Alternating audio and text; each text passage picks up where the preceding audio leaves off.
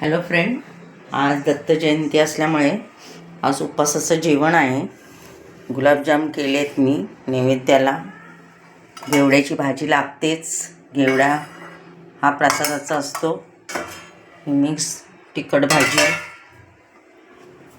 वरण, भात आणि खीर अशा प्रकारे मी जेवण केलं आहे आज. आणि आता उपवासाचं जेवण जेवणार. हे बघा, गुलाबजाम केलेत, मस्त खायला या तुम्ही पण.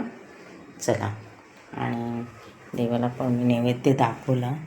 हे बघा, उपासना झाली, आता नैवेद्य दाखवलं. सद्गुरू माझे आज नैवेद्य जेवणार आणि त्याच्यानंतर आम्ही जेवणार.